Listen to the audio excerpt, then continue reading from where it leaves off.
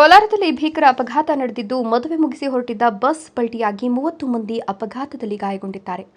ಮದುವೆ ಆರತಕ್ಷತೆ ಮುಗಿಸಿ ಹಿಂತಿರುಗುತ್ತಿದ್ದ ವೇಳೆ ಚಾಲಕನ ನಿಯಂತ್ರಣ ತಪ್ಪಿ ಬಸ್ ಕಾಲುವೆಗೆ ಉರುಳಿದ ಪರಿಣಾಮ ಅಪಘಾತ ಸಂಭವಿಸಿದೆ.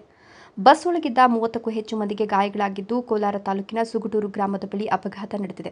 ಕೋಲಾರದ ವಧು ಹಾಗೂ ಚಿಕ್ಕಬಳ್ಳಾಪುರ ಜಿಲ್ಲೆಯ ವರನ ಮದುವೆ ಆರತಕ್ಷತೆ ಕೋಲಾರ ಹೊರವಲಯದ ರತ್ನ ಕಲ್ಯಾಣ ಮಂಟಪದಲ್ಲಿ ನಡೀತಾ ಇತ್ತು. ಆರತಕ್ಷತೆಗೆ 3 ಖಾಸಗಿ ಬಸ್ಗಳಲ್ಲಿ ಬಂದಿದ್ದ ಜನರು ಆರತಕ್ಷತೆ ಮುಗಿಸಿ ಸಂಭ್ರಮದಿಂದ ಚಿಕ್ಕಬಳ್ಳಾಪುರ ಜಿಲ್ಲೆ ಶಿಡ್ಲಘಟ್ಟ ತಾಲೂಕು ದಿಬ್ಬೂರಹಳ್ಳಿ ಗ್ರಾಮಕ್ಕೆ ವಾಪಸ್ ಆಗ್ತಿದ್ದ ವೇಳೆ ಈ ಅಪಘಾತ ಸಂಭವಿಸಿದೆ.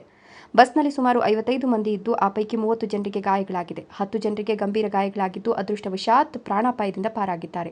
ಬಸ್ ಕಾಲುವೆಗೆ ಉರುಳಿದ ಪರಿಣಾಮ ಬಸ್ನಲ್ಲಿದ್ದ ಬಹುತೇಕರು ನೀರಿಗೆ ಬಿದ್ದಿದ್ದಾರೆ. ಕೂಡಲೇ ಸ್ಥಳೀಯರು ಬಸ್ನಲ್ಲಿದ್ದ ಜನರನ್ನ ರಕ್ಷಣೆ ಮಾಡಿ ಗಾಯಾಳುಗಳನ್ನು ಕೋಲಾರದ ಜಿಲ್ಲಾಸ್ಪತ್ರೆಗೆ ದಾಖಲು ಮಾಡಿ ಚಿಕಿತ್ಸೆ ಕೊಡಿಸಿದ್ದಾರೆ.